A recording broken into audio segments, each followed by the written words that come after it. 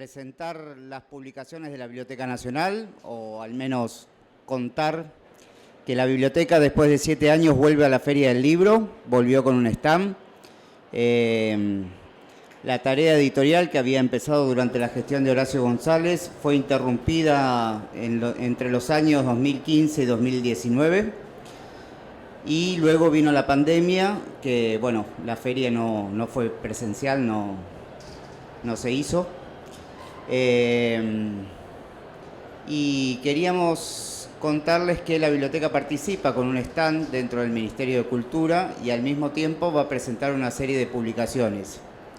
Lo mío va a ser muy rápido y muy breve, comentando esta alegría que nos produce volver a estar acá, a pesar del ruido, a pesar de los trastornos y de lo que todos conocemos de la feria.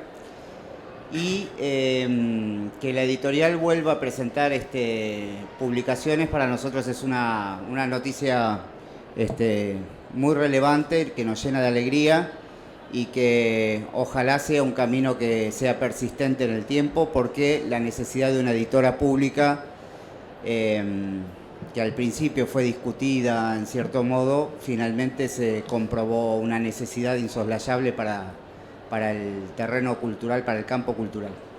Yo los voy a dejar con Guillermo David, que hará una presentación de las publicaciones. Guillermo David es el director de Cultura de la Biblioteca Nacional.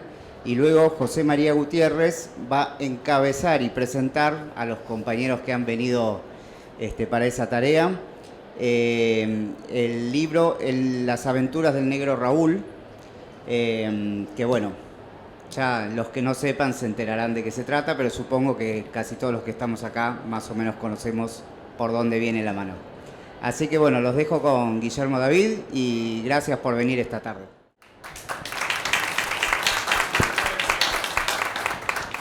Bueno, muchas gracias en nombre de Juan Sasturain, el director de la Biblioteca Nacional, que está en otro evento en este momento en la biblioteca. Bueno, para nosotros, como decía recién Sebastián, que es el encargado, él no se presentó, Sebastián Skolnik, quien dirige la editorial de la biblioteca, que ya lleva publicado casi 500 libros. Estamos ahí. El día que publicamos el número 500 tenemos que hacer una gran fiesta.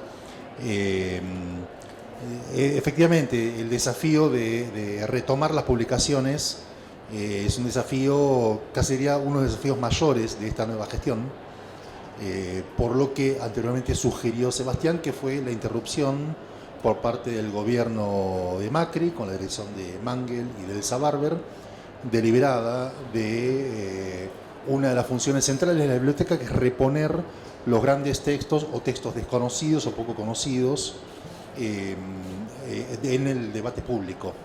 La función de las colecciones de la Biblioteca Nacional, de las ediciones de la Biblioteca Nacional, es específicamente esa. No es competir con el mundo editorial, sino justamente suplir a veces es una carencia o la no visibilidad de algunos temas, de algunos autores, hacer rescates, como en el caso del libro que presentamos hoy, El Negro Raúl. Estamos ahora con 10 títulos nuevos. Deberías decir vos cuáles son, porque yo no me los tengo en la cabeza, pero los pueden efectivamente adquirir, ojear ahí en el stand de la biblioteca. Entre ellos, la revista La Biblioteca, fundada por Paul Grusac, que tuvo ya creo que 4 versiones diferentes a lo largo de 100 años,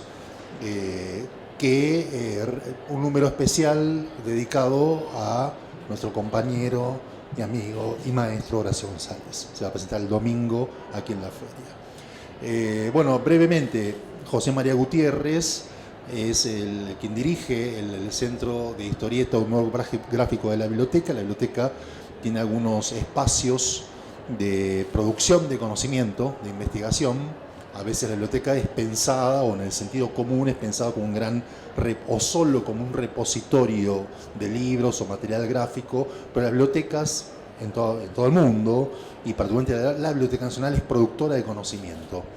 En este caso está acompañado por los 2 Federicos, Reggiani y Mutiloni, que van a comentar el libro. El libro es un libro extraordinario, lo estuve leyendo anoche. Voy a decir 2 cosas, me tenté, perdón. Es un libro que a su vez dialoga con uno de los centros, entre otros centros que tenemos en la Biblioteca de Investigación, con uno de los centros de reciente creación, que es el Centro de Estudios Africanos, donde la idea es abrir el debate sobre la presencia de la africanidad en la Argentina.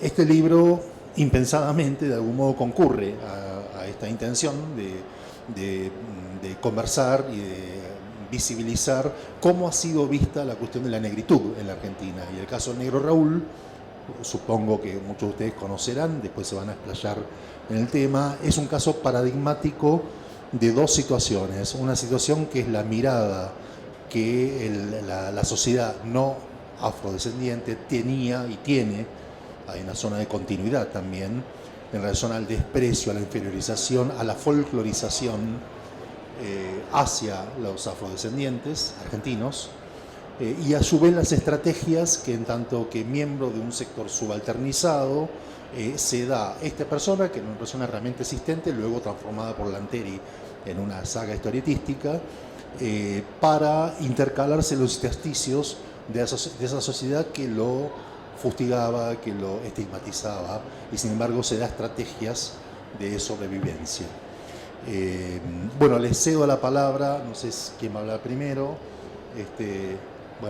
a Federico, para un poco conversar un poco sobre esta gran producción de la editorial, mérito de la editorial de la biblioteca, y sobre todo la investigación de JOMA de la Biblioteca Nacional. Muchas gracias.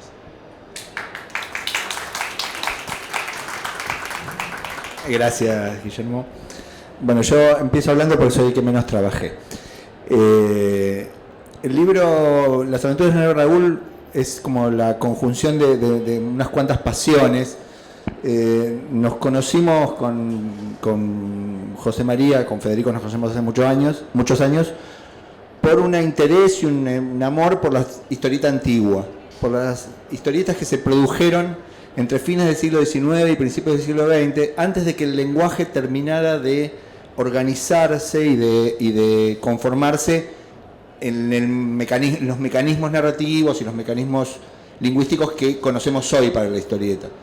Es un momento de extraordinaria libertad, donde los dibujantes no tienen un modelo del cual agarrarse y inventan todo. En Argentina hubo algunos episodios de esta historieta antigua muy interesantes, que se conocían muy mal o muy poco. Hace unos cuantos años en la Biblioteca Nacional editamos, el mismo equipo, Aventuras de un matrimonio sin bautizar, que es un libro hermoso también, una historieta muy rara que se publicó en PBT en 1916. Y ahora rescatamos El Negro Raúl, que era uno de esos clásicos muy nombrados y nunca leídos. Siempre que uno leía sobre la historieta argentina, veía que, bueno, los orígenes de la historieta argentina, siempre se hablaba de Viruto y Chicharrón, que ni siquiera era una historieta argentina, un descubrimiento acá del caballero, y El Negro Raúl. Y del Negro Raúl todos accedíamos a un par de páginas, una página completa y algunas viñetas que estaban en algunas historias de la historieta y no se conseguían. De manera que nos propusimos encarar una edición un poco con cierta psicopatía, porque yo estaba mirando el libro y lo comentamos como si hubiera la Divina Comedia, ¿no?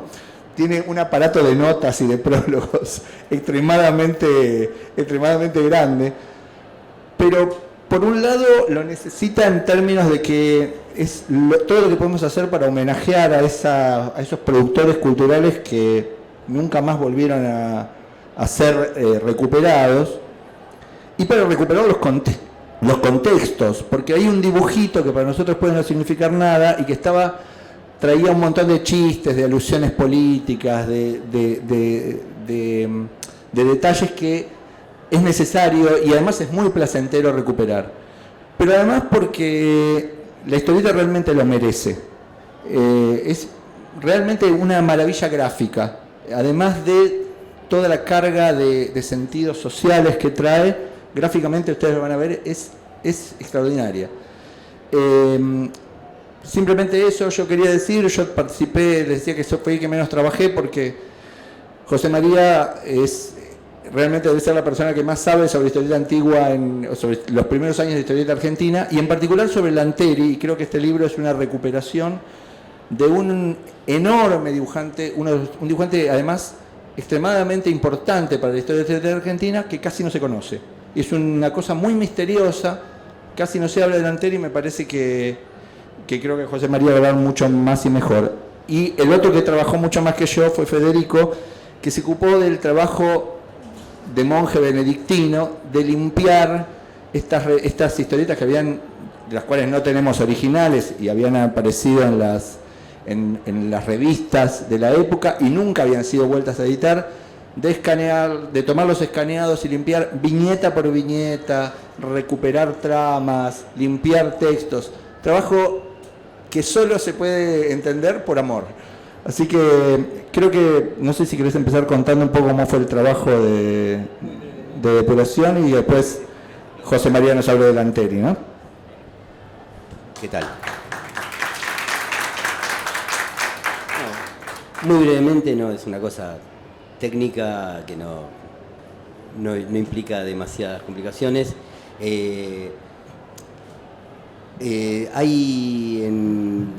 Al comenzar la tarea, sí, nos vimos ante algunas disyuntivas de qué manera presentar a esta época un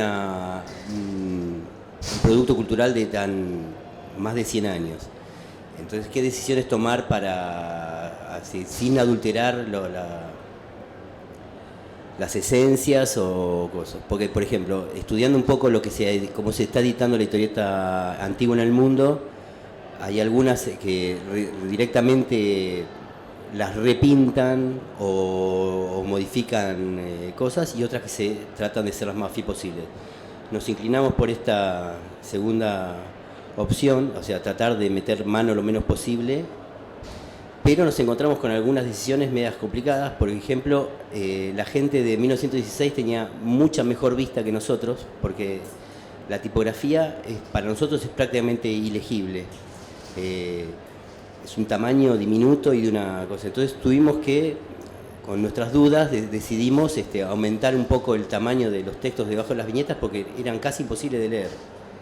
Por más de que la edición es facsimilar, no hay ninguna reducción, este es el tamaño que se publicó originalmente, y así todo, no sabemos si es por las pantallas o qué, nuestra vista es mucho peor que la de nuestros abuelos o bisabuelos. Bueno, por lo demás fue, como decía Federico, simplemente sacar las imperfecciones, acomodar cosas, tratando de hacer los mínimos cambios posibles. Es un trabajo de paciencia más que de mucho saber técnico, y bueno, nada más. Estamos contentos como quedó, creo que es un lindo rescate que hemos hecho. Bueno, otra de las gracias que tiene el libro, en la que yo también trabajé, es que todo lo que no es la historieta reproduce o más o menos recrea lo que era la revista El Hogar en esa época. Entonces todo lo que es los textos, con lo mismo que digo recién, con una cierta adaptación para hacerlo legible y potable para el ojo actual, ¿no? Pero se trató de mantener, están las guardas del hogar, están la manera de cómo presentaban las fotos, todas esas cuestiones están más o menos representadas acá. Sin ser un facsímil, es algo que se le aproxima bastante. Nada más que eso, así que...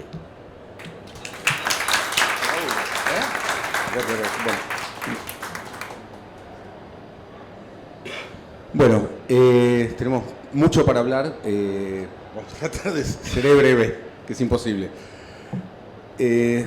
Hay distintas cosas, digamos, para celebrar con esta edición que ha encarado la Biblioteca Nacional. Creo que la que es más importante para mí es que se rescata del olvido de las tinieblas la figura de Arturo Lanteri. Como dijo Reggiani, Arturo Lanteri es una cita obligada en todas las historizaciones de la historieta argentina cuando se habla de sus inicios. Sin embargo, no pasa de 2 o 3 líneas lo que se escribe sobre él, porque es muy poco lo que se sabe de él y porque fue una figura muy esquiva. Es un dibujante que fue muy, muy exitoso, que fue precursor de un montón de cosas. Varias de ellas las llevó adelante después Dante Quinterno, que estuvo a su lado cuando era adolescente, cosa que Quinterno jamás reconoció, y que es un hallazgo reciente, la relación de ambos. Es el enlace entre la antigua historieta, digamos, de principio del siglo y lo decimonónico, además, de la sátira política con las nuevas formas y con la historieta humorística más moderna, ¿no?, que encara principalmente Quinterno y otros. Es muy difícil reconstruir, fue muy difícil reconstruir parte de su biografía, que es lo que estamos publicando aquí junto con la serie. Todavía quedan algunos huecos. Hay una etapa de 10 años que él vivió en Brasil, de la cual no sé prácticamente nada, no sé nada, sé que se fue a Brasil nada más y que trabajó en Brasil. Tuvo una trayectoria bastante tortuosa, además, como representante y como un poco que llevó la llama, digamos, en una continuidad de la antigua sátira política, que es donde nace la historieta en el Río de la Plata, en el siglo XIX.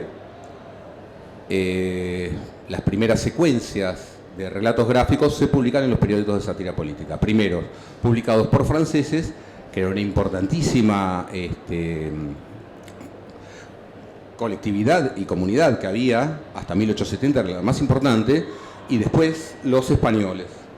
Tiene sus características. Esas características y la continuidad de esas tradiciones en el tiempo creo que configuran un poco lo que es algunos de los rasgos dominantes de la historieta argentina, si tenemos que definir. Su causticidad, su intención fiscal, su crítica permanente a la actualidad y a la realidad, su inconformismo frente a la realidad, son como medulares de la historieta y del humor gráfico argentinos.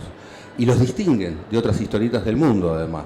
Es una de las características que tenemos. Y eso nace en el siglo XIX y tiene su continuidad. Lanteri es el que toma esa llama y la va a llevar hasta la generación, digamos, del 20 y del 30. En el 30 hay un cambio enorme en lo que era el decurso, digamos, el devenir de la historieta en nuestro país, a partir del golpe de Uriburu. Bueno, esta es la primera historieta que publica Lanteri. Tenía 25 años cuando la dibujó. Era un artista muy considerado, porque publicar en El Hogar era muy importante. La revista El Hogar estuvo considerada la publicación de habla hispana más importante en algún momento. Sus avisos publicitarios, sus espacios publicitarios eran los más caros de toda la prensa gráfica argentina. Y a la historieta de Lanteri le dedicaron páginas impares completas, ¿sí?, en las páginas que estaban impresas en papel satinado, es decir, aquellas donde se publicaban las galerías gráficas donde se exhibía la alta sociedad porteña, que era un poco una de las características del Hogar, ¿no?, que modelaba un poco el gusto porteño hacia la clase media, hacia la Argentina, digo, exhibiendo los salones, las fiestas, las instituciones que pertenecían a la oligarquía porteña y a la oligarquía de la Argentina, ¿no?, y a la aristocracia. Esa es una de las características del Hogar. Bueno, le dedicaron durante todos los meses que se publicó la serie un espacio muy privilegiado, ¿no? Creo que solo hay 8 páginas que no están impresas en... Solamente las primeras páginas están en el interior de la revista y las demás, las otras 31, están o en la retiración de portada o en la última página antes de la contratapa. En mejor papel, que fue una suerte para mí porque con eso pudimos, el trabajo de restauración fue más fácil porque ese papel no amarilló tanto, se conservó mucho mejor. Bueno, una de las preguntas, uno de los misterios, además de todo el misterio que rodea a Lanteri, ¿por qué Quinterno jamás habló de él? ¿Por qué no se sabe nada de él? ¿Por qué no se daba con los de su gremio? En los salones que preparaba la Asociación de Dibujantes de la Argentina no participó ninguno. no se le hicieron reportajes. En las revistas que salían, dibujantes, el atelier, etcétera, jamás salió un reportaje a Lanteri. Ese es un misterio. Y el otro misterio, al comienzo de este trabajo, era por qué se publicó esta historieta en El Hogar. ¿Por qué lo digo? Porque El Hogar no publicaba historietas. Y porque El Hogar no publicaba ni siquiera caricatura política. Su fórmula era completamente diferente a todos los otros semanarios de la época. No había ningún semanario de la época que se abstuviera de publicar caricatura política. Todos, hasta la revista de la Policía Federal, que se llamaba Sherlock Holmes, publicaba caricatura política en su portada, y las hacía rojas. Bueno, El Hogar no apeló a eso. La fórmula del Hogar era otra. No se metía en política El Hogar, en forma directa, no hacía notas de política. Hacía notas de sociedad, promovía escritores, grandes plumas, grandes escritores pasaron por El Hogar. ¿Cuál era la moda en Mar del Plata? Era otro tipo, digamos, de artículos que componían su fórmula, que era exitosísima. ¿Por qué publican una historieta? Ese es el gran misterio. ¿Y por qué además es esta historieta? Porque una de las preguntas, además, no es una de las preguntas, una de las reflexiones, es ese raro privilegio que tenemos los argentinos, digamos, de poder soslayar, digamos, un producto cultural popular tan importante. Digo, porque cuando uno ve cómo comenzaron las historietas en otras latitudes, las primeras series, los primeros ejemplares, muchas veces, en general, son bastante pobres. No resisten lecturas. Las historietas son bastante ñoñas en muchos casos, y nosotros arrancamos muy alto. Esta es la primera historieta de un autor nativo argentino, y es extraordinaria y tiene una riqueza enorme, enorme. Se banca la lectura hoy. Es más, esa lectura va a estimular muchísima reflexión. Hay una cantidad de información que está contenida en esta historieta, que no lo vamos a encontrar en otros documentos y en otros testimonios. En general eso pasa con la historieta igual, pero bueno, eso es otro tema. ¿Por qué se publicó en El Hogar? La verdad es que ese misterio se mantenía, ya estaba bastante avanzado el trabajo sobre el libro, hasta que le presto atención a una página que se publica a poco tiempo de salir la serie, que es una rareza dentro del Hogar, que se llama La propaganda electoral. Es una página, digamos, un reportaje gráfico donde fustigan principalmente a los radicales de Irigoyen, asociándolos en ese caso a la comunidad judía en la Argentina. Entonces, dice, estos son los patriotas que van a salvar la patria, y ponen un texto en hebreo de un acto que hicieron los radicales para la comunidad judía. Es un exabrupto eso. Ese contenido antisemita y esa asociación, tratar de asociar a los radicales, cuando recién se había promulgado la fórmula de Irigoyen, es un exabrupto en las páginas del Hogar. Realmente es muy raro encontrar algo así en El Hogar. Entonces eso abrió, digamos, una hipótesis.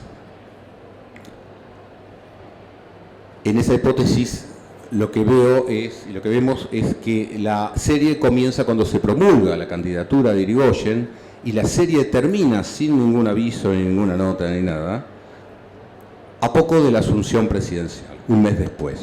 Es decir, cuando ya aquellos que estaban alarmadísimos, digamos, por este asalto al poder y al control del Estado argentino, o la administración del Estado argentino por parte de plebeyos, digamos, que además tenían un pasado beligerante, ¿no? Había sucedido la Revolución del Parque en 1890, esa sensación de hecatombe que debía sentir, digamos, quienes habían manejado el país durante tantas décadas, ya estaba calmada, digamos.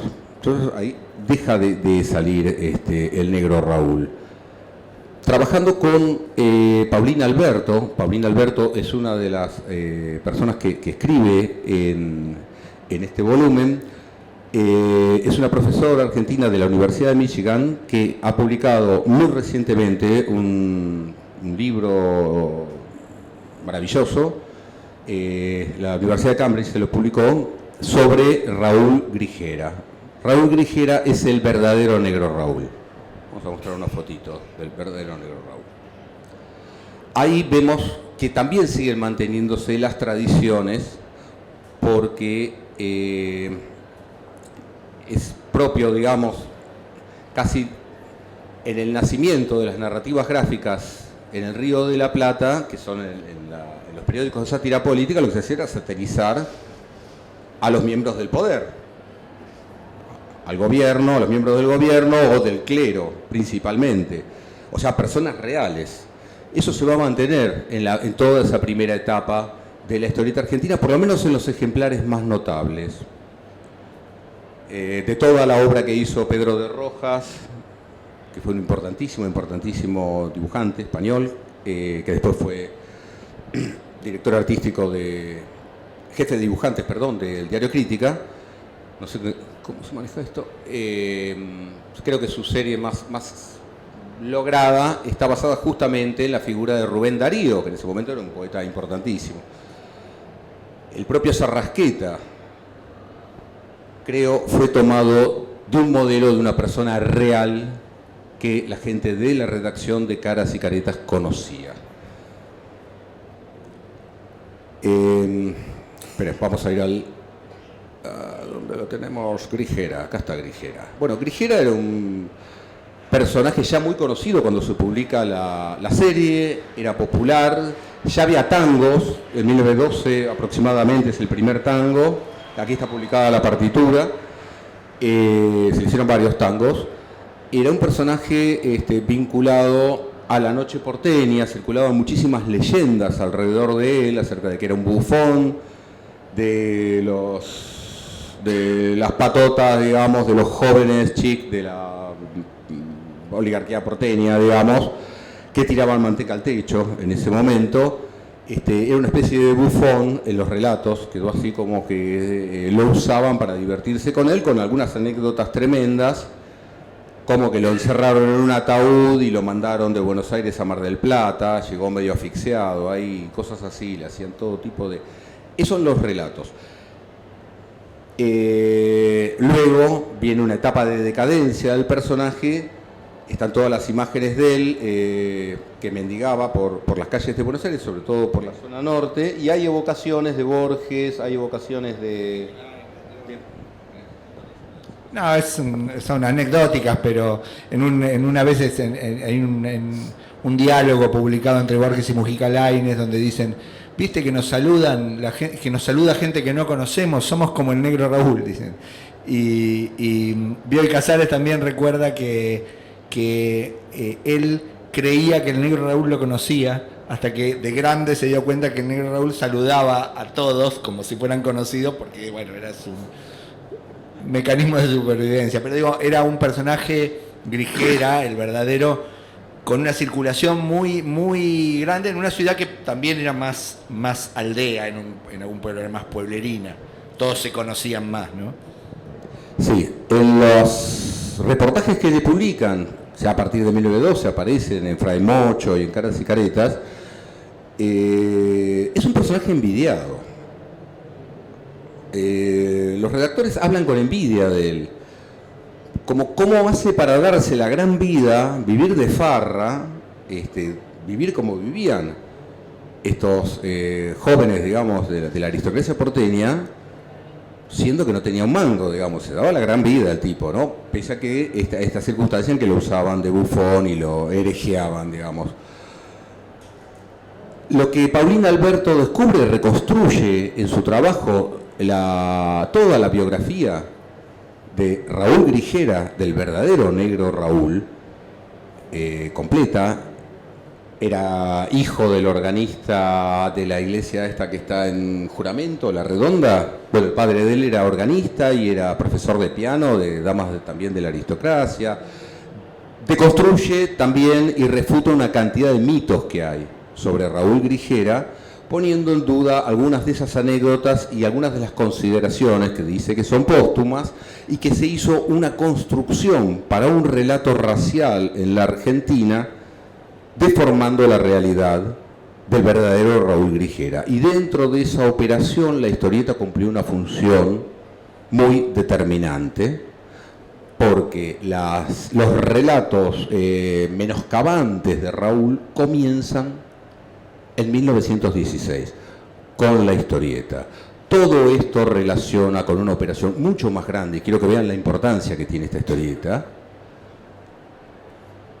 que tiene que ver con las elecciones presidenciales. Son las primeras asociaciones que hay de el negro o del afro con las clases populares, que son las que pueden asaltar el poder, ¿no? Y son una amenaza, digamos, para el poder establecido. Empiezan a asociar, digamos, al negro, y eso va a tener una larga carrera. Vamos a terminar, ya saben, con la cantidad de expresiones cotidianas, digamos, ¿no? Mucho antes de Cabecita Negra, empiezan por aquí. Acá empieza a haber esa operación. Esto se verifica en la historieta misma, en lo que cuenta la historieta. Porque algo curioso también, otro de los tantos misterios que había al comienzo, es por qué no se aprovechó Lanteri del anecdotario tan rico que circulaba para contar sus historietas y las aventuras usando ese anecdotario, que lo metían en un ataúd, que se lo llevaban a Mar del Plata, que lo desnudaban y lo tiraban desnudo delante de todo el mundo en el Rosedal, en una laguna del Rosedal, y cosas así. Le hacían todo tipo de barbaridades. Lo emborracharon y lo casaron, lo llevaron a una iglesia, lo casaron con una prostituta. Hay hasta un escrito de eso, del que quedó. Bueno, hicieron de todo. Algunas cosas se hicieron y otras no, otras son leyendas, pero esto está en el trabajo de Paulina. ¿Por qué no se aprovechó Lanteri de todo ese anecdotario que ya circulaba, todo el mundo conocía esas historias, ¿no? Empezaba a conocerlas. ¿Y por qué no aparecen estos personajes de los patoteros que eran muy ricos? Aparecían, por ejemplo, en algunas historietas unitarias de Manuel Redondo, el autor de Sarrasqueta, Nuestra Ilustre Patota y otras. En el propio Sarrasqueta aparecen también. En la historieta, Lanteri es una cosa totalmente diferente, digamos. El Raúl de ficción de la historieta es un personaje muy maltratado. En muchas de las secuencias termina con una patada, con un palazo, despatarrado. Pero quienes lo fustigan son seres anónimos, digamos. El que lo fustiga es la clase media, digamos, si alguien lo fustiga. Y la historieta es crítica de la clase media, además. Cuando va al Colón, cuando va, hace todo un recorrido casi turístico, digamos, por los puntos y los lugares de mayor confluencia social, digamos, entre clases que había. La crítica poderosa, o sea, lo usa al negro Raúl para criticar en realidad a la gente de clase media que accede a los lugares privilegiados como el Colón, y son unos tilingos, son unos mersas, como diría Landru, no saben apreciar, digamos, el lugar donde están, y hacen barbaridades, ¿no? Eso es parte también de esa otra operación, porque eso es justamente lo que estaba pasando con el ascenso de Irigoyen al poder. Así de clara es. Independientemente de esas connotaciones, la historieta esta es maravillosa porque es la primera de Lanteri, y Lanteri es un autor que, a diferencia de todos sus colegas que dibujaban historietas, él no solamente dibujó historietas, él se consagró a la historieta, es el primer historietista. Los otros eran dibujantes que hacían ilustraciones, y entre otras cosas estaba este producto que era muy privilegiado en los medios, era muy valorado, era un artículo de lujo en ese momento, no como se piensa, digamos, que siempre se piensa con esa mirada, digamos, de que la historieta siempre fue menospreciada, como dice el amigo Reggiani, la cenicienta, ¿no?, de las narrativas, ¿no?, de las formas narrativas, siempre está ese relato. Yo no siempre me acuerdo de las cosas que digo. Bueno, vos dijiste eso, yo te escuché. Ese es un proceso posterior, eso sucede mucho después A partir de los 30 comienza eso. En este periodo en el que estamos, la historieta era un artículo de lujo en los medios, no solo por el espacio privilegiado donde se publicaba.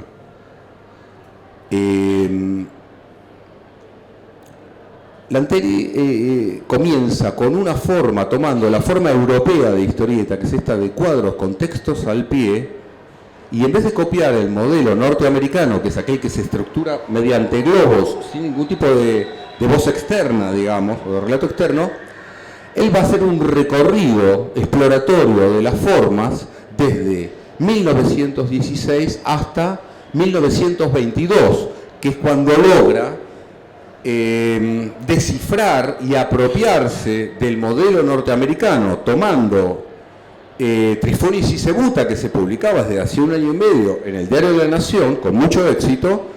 Él lo criolliza, él lo hace argentino eso, no se limita a copiarlo, no solo por el dibujo donde evita esa línea uniforme de co limpísima de George McManus, la de él tiene sangre, digamos. Que además, si uno ve el dibujo de Negro Raúl, esa línea la podía hacer perfectamente, porque Negro Raúl tiene un trazo art déco por momentos de una pureza, o sea, era un dibujante dotado. O sea, es una decisión, esa cosa más sucia. Y es un recorrido que va haciendo paulatinamente. Aquí publicamos algunas viñetas en la reseña sobre Lanteri, para que el lector pueda ejemplificar esto, para que pueda entenderlo. Lo mejor es verlo, a ver si puedo mostrarlo, no sé si nos va a dar el tiempo. ¿Estamos bien? Bueno, no sé, ¿les interesa que les muestre? ¿Sí? ¿Qué sé yo? Por ahí es un bodrio que me interesa a mí esto, ¿no? A ver. Bueno, acá estamos en el Negro Raúl, que es la primera. Puse otras, bueno, viene Tijereta. ¿Dónde está? No lo puse. Bueno, Tijereta es una intermedia que sale en la Revista Popular, que dirige Zoe Reilly, que es el último trabajo de José María Cao, además, una revista con muchos contenidos sociales. Ahí publica una historieta donde vuelve de nuevo a poner un personaje netamente argentino. En ese caso toma, fíjense, los personajes que elige. Primero es un personaje de la fauna porteña, digamos, Raúl Grijera.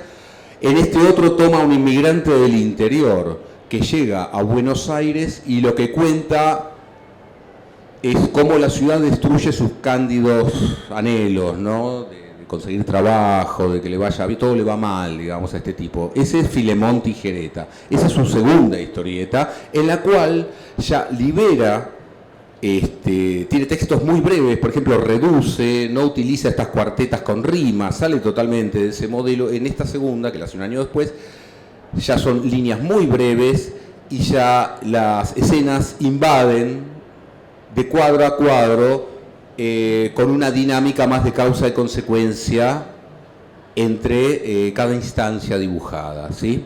Estamos más cerca, digamos, del modelo de historieta del cómic americano. Y mete algunos globos, utilizándolos, curiosamente, como apareció el globo originalmente en la historieta norteamericana. Esto es el globo como parodia, ¿no? Como representación del ruido o de una voz artificial. Por ejemplo, un loro. Si el loro habla por el globo. El personaje no, habla con el texto escrito abajo. Sí, hay una cosa que es interesantísima a los que nos gusta la historieta, de leer en estas historietas antiguas, porque nosotros tenemos naturalizados algunos recursos. El globo nos parece, bueno, es lo más normal del mundo. Y fue un proceso, la invención del globo. El globo o formas parecidas existen desde la Edad Media, digamos, grabados con didascalias o cositas que con las palabras de las personas. Pero la idea de una secuencia donde el diálogo está llevado y mantenido a través de globos fue un proceso lento que evidentemente el mismo público no terminaba de captar, o los mismos dibujantes no terminaban de captar. Entonces hay dibujantes que lo usan y lo dejan de usar. Y al mismo tiempo este esquema que usa Negro Raúl, que es la narración con imágenes, con versos al pie, uno descubre una riqueza. Uno siempre en las historias de la historieta suele aparecer como una especie de precursor de la historieta. Tiene una riqueza propia, súper interesante. Más allá de los versos que son todos perfectos, es una cosa increíble lo bien que versificaba la gente antes.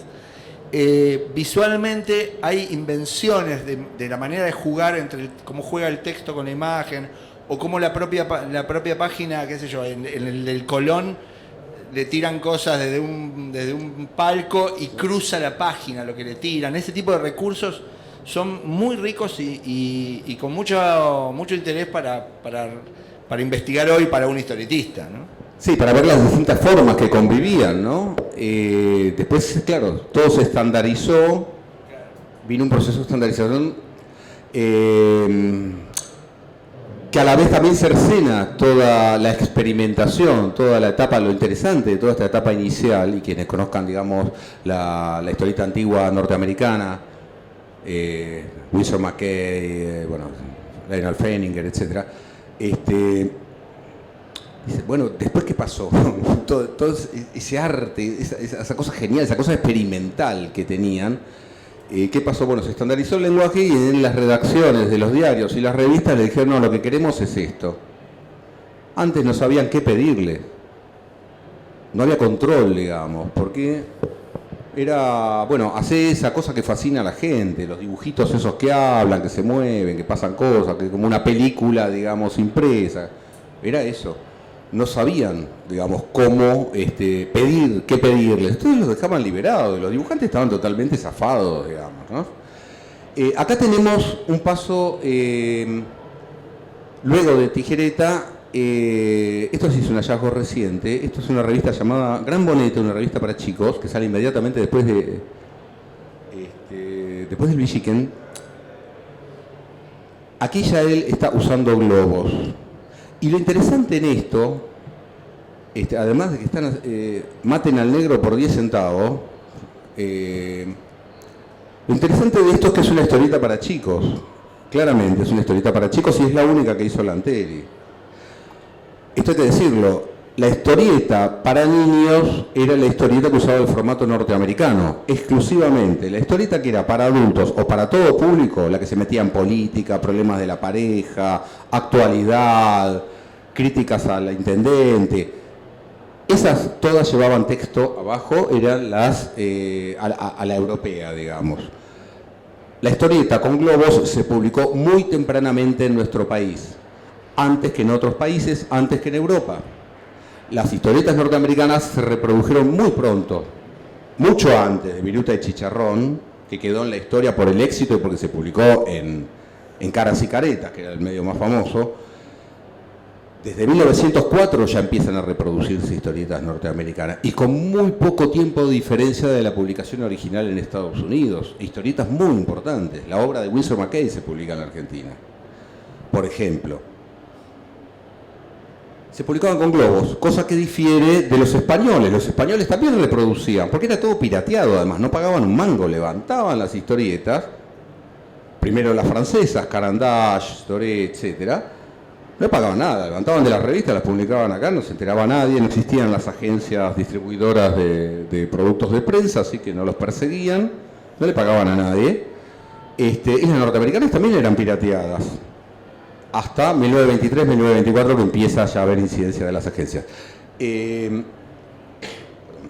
España pirateaban muchísimo. Ahora cuando uno compara, yo comparo la misma historieta, la misma serie, la misma plancha publicada en España y publicada en Argentina, en España las masacraban, le sacaban los globos, redibujaban algunas partes, no se entendía nada en algunos casos, a veces le ponían texto al pie, que era horrible, redundaba con el dibujo, y otras veces ni siquiera eso, no se entendía nada, en el caso que no ponían ni siquiera un texto al pie. ¿Por qué pasaba esto? Bueno, esto es una explicación de por qué se dirigieron a los niños las historietas con globo. Esto es una teoría. La mayor parte de los editores de Caras y Caretas, Pebete, eran españoles. Los españoles estaban muy enojados con los norteamericanos, con los estadounidenses. Los estadounidenses les habían sacado las Filipinas hace unos años, le habían sacado, sí, las Filipinas y después Cuba. Cuba, además, la guerra de Cuba es una cosa instigada, que se sabía y circulaba, instigada por William Randolph Hearst, ¿sí? Que es el primero que publica historietas, el que publica El Niño Amarillo, por el cual existe el término de prensa amarilla y que es la primera historieta, aquella que patenta el globo. La historieta en colores con globos era símbolo y estigma de los Estados Unidos y de lo peor para estos tipos de los Estados Unidos, que era la prensa yanqui, capaz de instigar una guerra. Una anécdota que circulaba era que William Randolph Hearst le dice a uno de sus dibujantes: vos ponés los dibujos que yo pongo la guerra.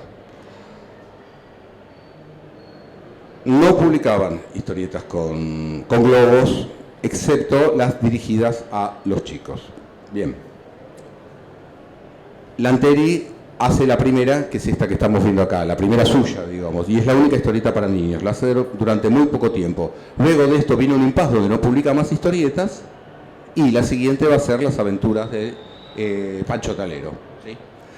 Pancho Talero es fundamental, porque ahí se apropia del cómic yankee, como dije antes, de la fórmula, lo hace criollo, y lo más interesante es que pese a que muchos estudios académicos y hay trabajos, digamos, que ponen la atención cuando ven esa historieta en sus características y su relación con el vodevil, inicia, digamos, las family strip, o sea, las historietas que van a abundar en la década del 20, que suceden al interior del hogar burgués, que es la pelea del hombre con la mujer, con la hija que le quiere sacar plata al padre, y todas van a redundar en eso, el tipo que se va de juerga, la mujer lo está esperando con un palo de amasar, más o menos ese tipo de cosas, que era el teatro de vodevil de la época.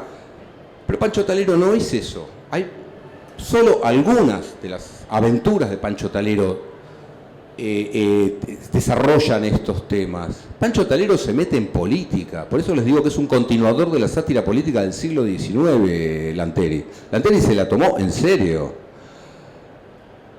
Lanteri fustigó con nombre y apellido a generaciones de políticos argentinos.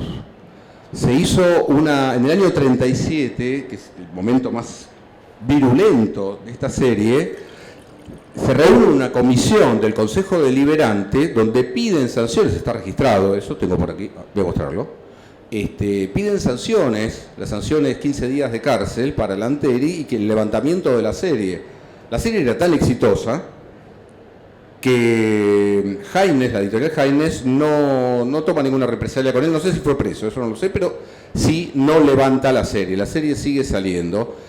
En ese momento venía el escándalo de la Chade, no me voy a abundar un poco en eso, porque son cosas interesantísimas, pero no... Bueno, en fin, todo esto tiene una cola, porque aquellos a los que él había denunciado y con los cuales había hecho humoradas terribles, esos tipos se van reconvirtiendo en el tiempo, y cuando viene el golpe, digamos, en junio del 43 del gobierno del GO, se hace una investigación, se retoma la investigación sobre esos casos terribles de corrupción. Eran 5 tipos los de la comisión. De los 5 tipos, 3 estaban directamente y se probó que habían recibido coimas, digamos, en esa gran concesión que hubo de las compañías eléctricas. Estos tipos se reconvierten, digamos, se van primero para Uruguay, se exilian, qué sé yo, vuelven después y algunos de ellos se reconvierten. Uno termina en el partido peronista, otros terminan, pero todos terminan, digamos, de algún modo reacomodándose, y un año después Lanteri sufre algún tipo de aprete, algún tipo no, o algún aprete, no sé qué aprete fue, digamos, pero sí sé por qué fue, por qué plancha y por qué historieta en concreto. Al siguiente número, digamos, del hogar, la serie cambia completamente. Deja de llamarse Las aventuras de Don Pancho Talero, llamado Pancho Talero, se reduce, digamos, sus dimensiones, tiene otro formato y empieza a hacer chistes que son obviamente una protesta por parte de Lanteri, porque pasa de los argumentos complejos que tenía, donde se metía en la actualidad, donde hablaba de lo que estaba pasando, digamos, en el país, de las noticias, comentaba las noticias jocosa y satíricamente, pasa a hacer chistes de tipo que pisa una cáscara de banana, se resbala y se rompe la cabeza, la mujer con el palo de amasar y ese tipo de pavadas, ¿no? Todo evidentemente tuvo efecto. Va recuperando un poco de nuevo lo que a él le interesa y ahí desaparece completamente la serie, se la levantan en el septiembre del 44 y después de 27 años los vinculan de la editorial Haines y ahí es cuando se va a Brasil, donde va a vivir 10 años y va a volver recién con el golpe de la fusiladora. Se anuncia la vuelta de Pancho Talero en El Hogar con más pompa que la vuelta de Borges. Esto hay que verlo en las páginas del Hogar, es impresionante. Ahora, vuelve con una virulencia este tipo. Se había vuelto estaba tan resentido de lo que le había pasado. Vuelve con una virulencia, hay que ver esas historietas. Pancho Talero, ahí lo tienen abajo, miren, tiene tatuado a Rojas en el pecho, ¿lo ven? Ahí. Este es Aramburu, este es Rojas. No sé cómo se amplía. ¿Lo llegan a ver? Yo estoy con la flechita ahí. Bueno, pasamos porque hay otras también re violentas. Esta es anterior. Alégrese, en las próximas elecciones lo fuman en pipa con tabaco 3 cruces. Ese tipo de chistes hacia el tipo estaba totalmente fuera de época. O sea, el tipo se creía que estaba en la época de Don Quijote, ¿sí? Y de Sojo, no tanto, digamos, porque la verdad el nivel que llegó Sojo es otro, pero de virulencia, digamos, de desafío, digamos, a todo tipo de censura. Pero en este momento era totalmente extemporáneo, no se practicaba este tipo de historieta. Digo, al tiempo que se estaba publicando esto, El Hogar publicaba El Otro Yo, el Doctor Merengue, de Divito, y publicaba historietas de un dibujante Rafael Martínez, que eran totalmente una línea maravillosa, pero era un tipo de humor totalmente blanco e inofensivo. Estaba totalmente fuera de órbita el tipo, en otra cosa, y así le fue. A ver. Bueno, creo que más o menos queda ilustrado lo que es la figura de Lanteri. Es tan virulenta, su vuelta, tan acérrimo su antiperonismo, que es incómodo hasta la propia El Hogar. Realmente, es grueso, tira munición gruesa el tipo. Y ya llega un momento que empieza a molestar, porque empieza a escribir, por ejemplo, bueno, ahora todos se están reconvirtiendo y ahora son todos antiperonistas. Los que yo sé que eran peronistas, ahora son todos, resulta que ahora todos se sacaron la camiseta y hay un dibujo tremendo, un tipo sacándose la piel en una, no sé si lo puse acá, que dice justicialismo, ¿sí? Y se está poniendo una careta de Rojas. Es una cosa impresionante. Estaba denunciando cosas que realmente pasaban en la sociedad, que él lo veía, que lo verificaba. Tipos que se reconvertían inmediatamente y ya ayer eran acérrimos peronistas, hoy eran acérrimos viva la revolución, qué sé yo. Era insoportable este tipo. Lanteri, el padre de nuestra historieta, es un tipo insoportable y creo que es una de las características de nuestra historieta, puede llegar a ser bastante insoportable. Acá estamos yéndonos a otra cosa, acá volvemos a 1916. Esta es una historieta que sale semanas después de esta, que sale en Pebetes, diametralmente, es como el otro, ¿no? La otra cara, completamente. Es una rareza total, no se justifica, no hay teoría ni modo de justificarla, es un objeto fuera de lugar, es una historieta absolutamente adelantada para su época, revolucionaria en todo sentido. Y también hay un libro editado por la Biblioteca Nacional. También fue editada por la Biblioteca Nacional y no quedan más ejemplares. Es así, Skolnick. Jódanse, el que no lo tenga. Sí, este toma influencias varias y después inventa cosas. Este es Oscar Soldati, un dibujante rosarino que después va a ser jefe de Lanteri. Este va a ser jefe de dibujantes, director de arte del Hogar va a terminar siendo Soldati. Pero Soldati abandona la historieta, el único que sigue es Lanteri. Bueno, quería contar un poco la relación de Lanteri con Quinterno, que es apasionante y una cantidad de cosas. En todo caso, léanlo acá en el libro y en la presentación que hagamos el 27 vamos a tratar de ser concisos y contar muchas más cosas con menos palabras en lo posible. Me quedan 5 minutos, hay tanto para decir. ¿Qué puedo decir? Bueno, ¿alguien quiere decir? A ver, qué sé yo, vamos mirando. ¿Qué puedo decir? Bueno, otro tema, si entran a Wikipedia y ponen Arturo Lanteri van a ver que tiene más líneas, su relación con el cine, sus 2 producciones, ahí dice que son 3, pero en realidad son 2. Hay una que es una escena de una de ellas que la dan como una película aparte, son 2.